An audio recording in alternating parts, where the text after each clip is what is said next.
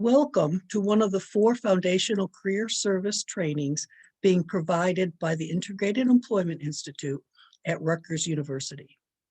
This topic will focus on an introduction to rehabilitation readiness in regards to employment and education. Rehabilitation readiness is a complex topic, so keep in mind this is an overview, what it is, what it entails, and the reasons why it's important to understand.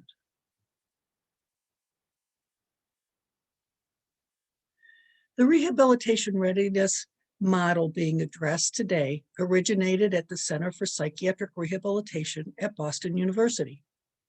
A formal assessment of readiness can be completed by using the Psychiatric Rehabilitation Readiness Determination Profile, or the PRRDP. Training on this tool provides the initial skills in using this instrument. To effectively use the PRRDP to assess readiness, practitioners first need to understand what rehabilitation readiness is and what it's not. Today's training will define rehabilitation readiness, explore the readiness factors that are used in assessing for readiness, and how to listen for expressions of readiness. Readiness or work readiness means different things to different people. It is helpful to put rehabilitation readiness in perspective of the other definitions of readiness. We will first briefly discuss 2 other perspectives that you may encounter: the medical model that clinical providers many times use to determine a person's readiness for employment, and readiness from the perspective of the individual served.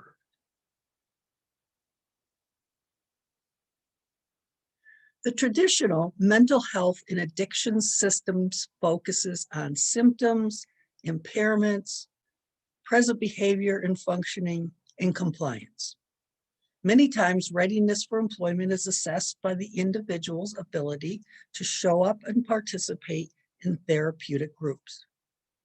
This medical model perspective is not used to initiate change and does not measure what's important to the individual.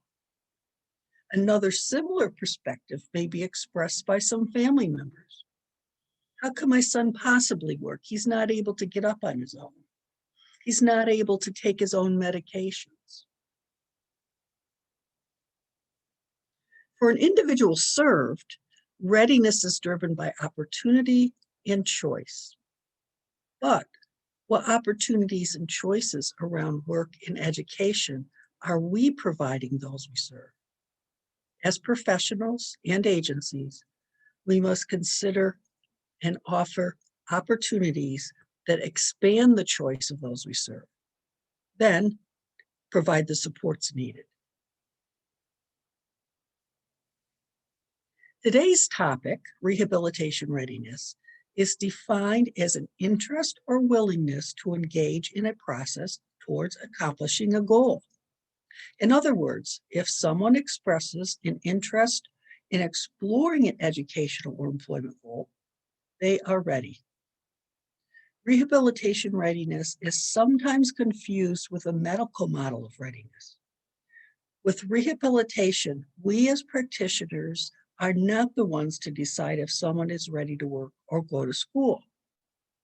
We provide an assessment to explore what barriers may be keeping an individual from achieving their goal, and then help them to overcome these barriers. For example, if someone is unaware of the type of work they want to do, but they want to work, we don't say, well, come back when you know what you want to do, but we provide that person with the information and resources to assist in their achieving their employment goal. Rehabilitation readiness assessment applies to 4 life domains: social, learning, working, and living, or housing. While rehabilitation readiness is utilized in all 4 domains, we will be putting emphasis primarily on working and learning. But keep in mind, this is a process that can assist someone with making housing decisions or in furthering their social life. What might we see that would elude one to think that a person has low readiness? It may be the inability to identify a work goal consistent with their qualifications and unwillingness to gain qualifications. Refusal of all jobs, no matter how close the job match. Leaving or losing jobs continuously. Changing major or school repeatedly without reason, or changing goals frequently. Dropping out of service, no-shows and cancellations. Saying yes to goal achievement, but not taking any steps towards the goal. When these things show up in your work with a person, it may serve you and that person to complete a readiness assessment in all 4 factors that we'll shortly be talking about. Some additional expressions of low readiness may include the person's satisfaction with being unemployed or underemployed, their association of work and illness. If I go to work, I will get sick. Lack of desire to learn needed skills, concern about loss of benefits such as Social Security, SSI, and SSDI, inaccurate ideas about job tasks or expectations, and inaccurate ideas about the expectations of the work or school environment.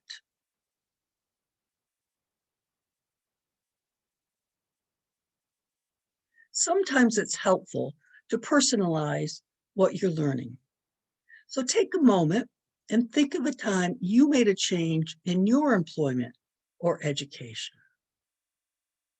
Recall this change and reflect upon all those factors that influenced your decision to move forward and achieve your goal. What were those factors that may have tipped the scale for you to take action and achieve your goal? What were the factors that were calling you to stay where you were in your situation and not make change or procrastinate your movement towards the goal? We'll refer back to this in the next few slides to make the point of the 4 key ingredients to readiness.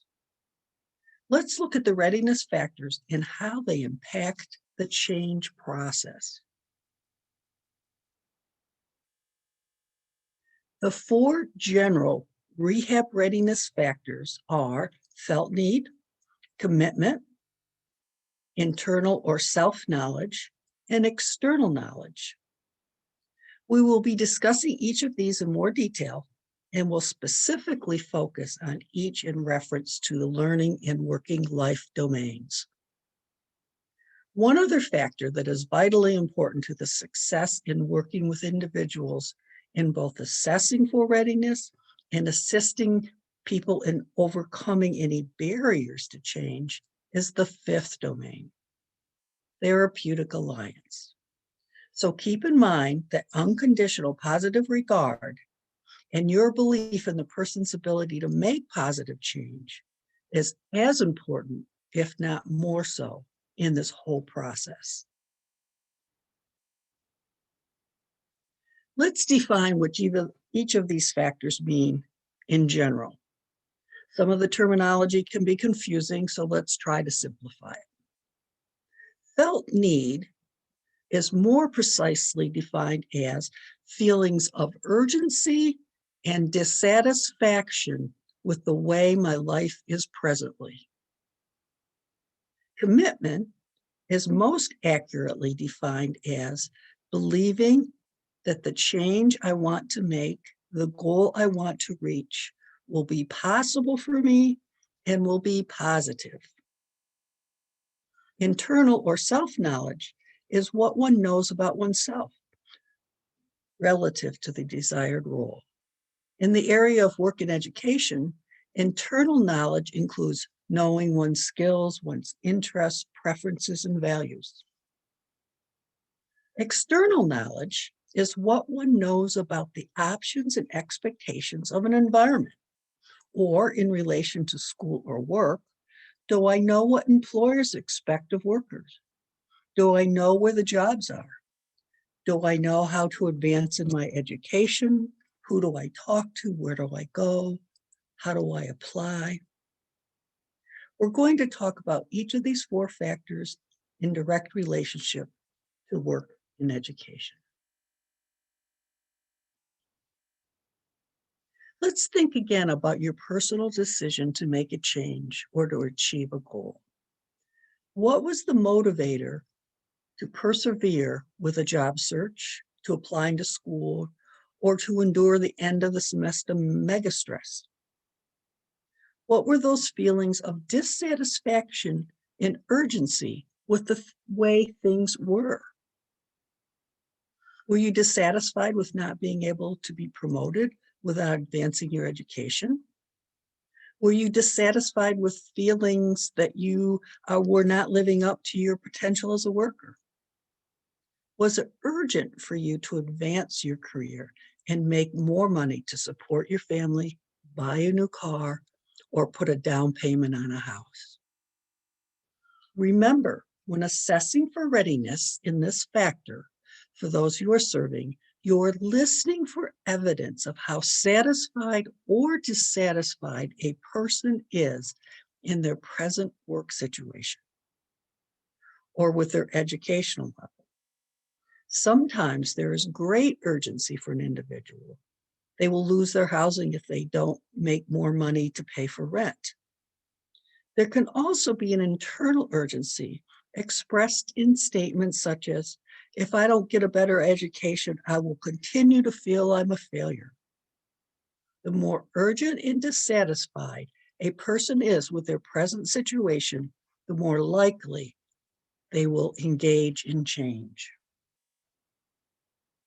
Besides directly asking, are you satisfied with not working? Or how else might you engage the person in providing this information?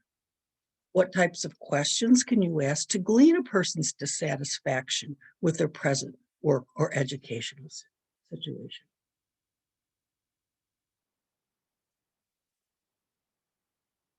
So think about these other things. If I'm satisfied with my life the way it is, why would I want to change? If there's no necessity or urgency to make a change, why would I need to? Do I have the desire or need to make a change? Feelings of dissatisfaction can be a positive motivator. Let's remember again the personal change identified earlier. How dissatisfied were you with the way things were? Was there any urgency to change? So some sample questions for inquiring about felt need or a person's urgency or dissatisfaction may be, what are the things you really like about your life the way it is now? What are some things you'd like to change? How might that change make you feel? What would be different in your life if you returned to work or advanced your education? How soon would you like to obtain employment? So let's look at the next factor. Assessing for the person's belief that work or a job change is possible and will be positive.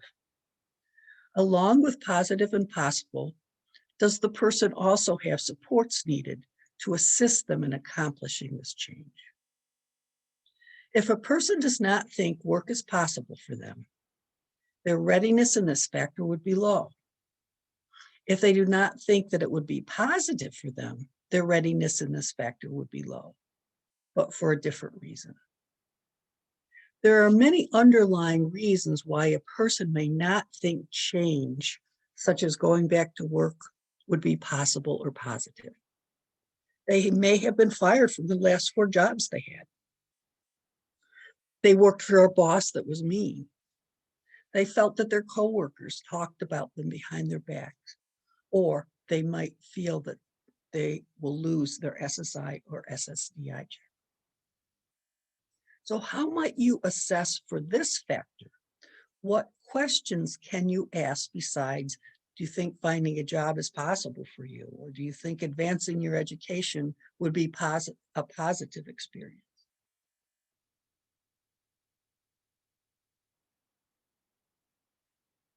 People are motivated to change when an outcome is desirable, when they believe that they can accomplish the necessary activity, and they believe doing so will lead to a desired outcome. So some of the assessment questions to garner information for this factor may be, if you become employed, what will change in your life? How will things be different? Listen for the messages expressed in their answers. If they say, if I get a job, I won't have time to spend with my friends, they are expressing something that will not be positive for them about going to work. If they say work will help me socialize with others, this is a positive or desirable outcome for work and will support the person's movement towards work. Remember, when you're assessing for readiness, you are listening and gleaning meaning from answers that the person gives you. This is not the time to address any negative or inaccurate statements, but you will make note of any of these, which will then become part of a readiness development plan. For the example of the person concerned with not being able to spend time with friends, a readiness development plan would include strategies to assist the person in maintaining friendships once they start work. So now let's look at external knowledge, what a person knows about the expectations and options of the world of work or school. How do you know if a person you are working with has the information about work or school that will allow them to make a good choice and increase their success at accomplishing their goal?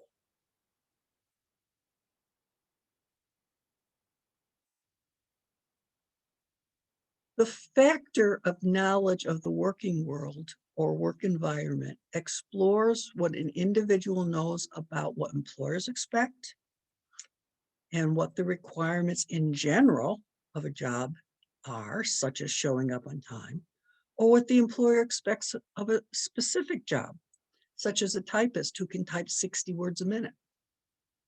Additionally, a person who wants to work or change jobs needs to know where the job opportunities are. How do you find out where they are and how do you apply for them? What questions can you ask to garner this information from a person you are assessing their knowledge of the world of work?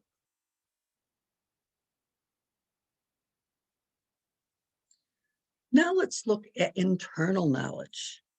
Again, let's reflect on your personal change that you identified earlier.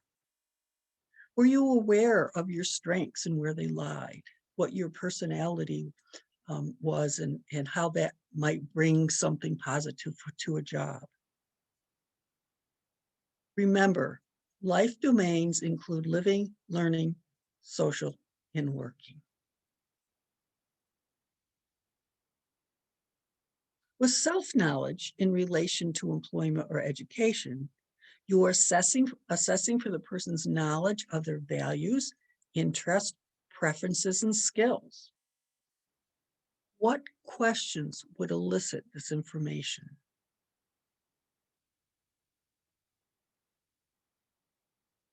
Remember, rehabilitation readiness is an interest and willingness to engage in a process towards accomplishing a goal. Readiness is not a measure of capacity or ability. It is a measure of intent. Even though someone can be low in one or more of the four factors that we just discussed, if they want to still engage in change, we consider them ready and would like to explore what barriers are keeping them from achieving their goal. We're going to be talking shortly about developing readiness in any one of the areas where a person may be low. As you were assessing for a person's intent to engage in a change process, you will also be identifying those barriers that interfere with the change process.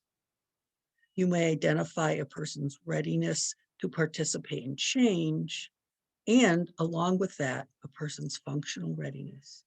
They are different yet related.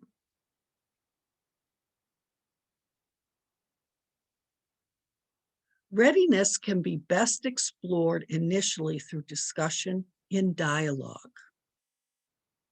Knowing what information you are seeking for each of the 4 readiness factors is important. Asking the right questions to acquire this information is also important. And listening.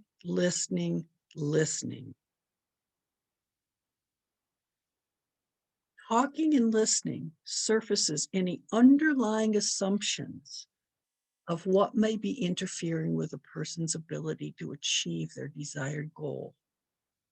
It may be knowledge, or it may be an ingrained belief system. You want to listen to the words and the underlying meaning behind those words.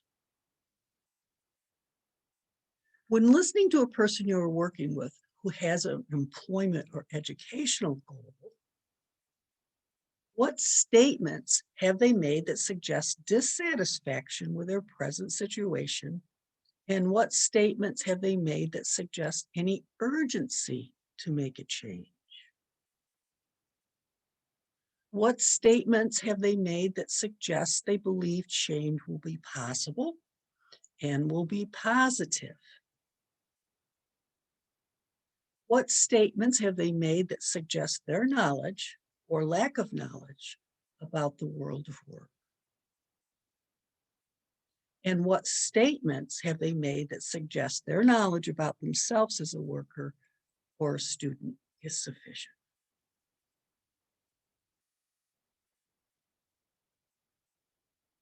So, why do we want to do this?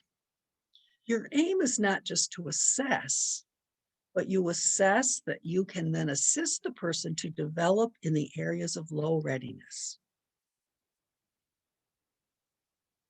When you work with somebody and develop an assessment plan for them, you are increasing their need for change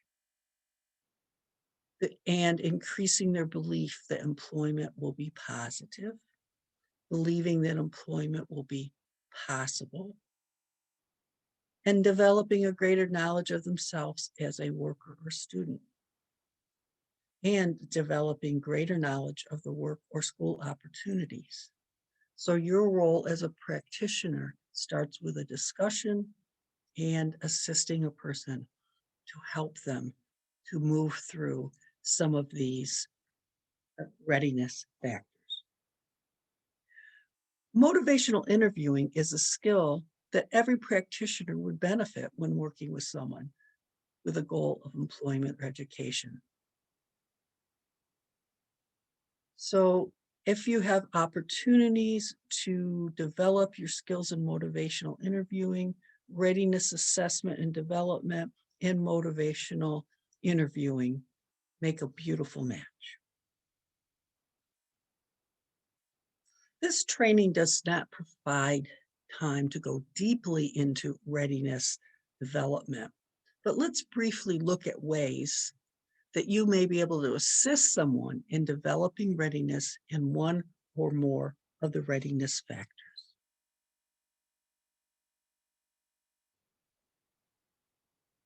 Keep in mind that the more dissatisfied a person is with their current situation and the more urgency they feel, the stronger their need for change. Some strategies in developing readiness in this factor include asking the person about their career goals or demonstrating an expectation about employment and education. Relate career outcomes to a person's goals. If they want to make more money, to have more time to socialize, having a career or a job may be part of this goal plan. Help the person to examine the benefits of employment, financially, socially, medically, and that's both psychologically and physical wellness. If needed, developing someone's belief that work or education pursuits can be positive and possible, some of the things to develop this would be listening to a person's concerns and fears that they have about employment or education. Bringing accurate information to address these concerns. Say if they're afraid of losing SSI or SSDI, being able to, after the assessment, and now that you're working with them to develop a work readiness plan, having information about SSI work incentives, or maybe symptom management, financial aid, and those kinds of things.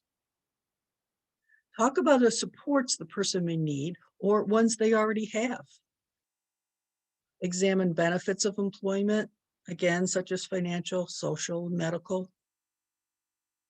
Talk about past and current positive related experiences and successes. Or if they've had experiences that weren't positive, developing a plan of what you can do different this time. Identify other individuals with a lived experience and have them speak to groups or other individuals who may be thinking about employment. Helping someone to gain deeper understanding of themselves includes talking about experiences to identify interest, likes, dislikes, preferences, skills, support needs, and resources. Helping people to try new experiences and to use these to learn what they're capable of and what they enjoy. And using interest inventory. And there's many online interest inventories that are free of charge to use and fun. The many resources to assist someone in gaining knowledge about jobs are available also online. You can also display or provide information relating to employment and education. You can go to job fairs, open houses at colleges, and use the information from NJ-WINS or DVRS. Accompany or assist somebody in taking tours, formally or informally, to observe job options, tasks, and environments. Use the internet, such as the ONET and the Bureau of Labor Statistics, to get information about salaries and job projections. Encourage and help someone to set up informational interviews in order to get firsthand information about a desired profession. And you can also assess new experiences or access new experiences that use and or build new skills and identify interests, such as job shadowing, job sampling, speaking with other students and peers. So these last few slides were just a few brief overviews of some of the ways that you may be able to help someone to increase their employment and educational readiness in the 4 factors discussed. So to summarize, not everyone defines readiness the same. Rehabilitation readiness supports a person to move towards change and provide them with support and choice. Rehabilitation readiness means willingness to work towards a goal. Readiness is related to dissatisfaction, a belief that work or education will be possible or positive, and the knowledge related to the role as a worker or an employee or a student, and the environment, being school or work. Readiness can be developed through experience, information, and support. So thank you very much for participating in this PowerPoint discussion on Introduction to Work Readiness. Here is my contact information. I'm very easily accessible. If you would have any questions, comments, or would like additional information, please feel free to contact me through my email, batesfm@rutgers.edu.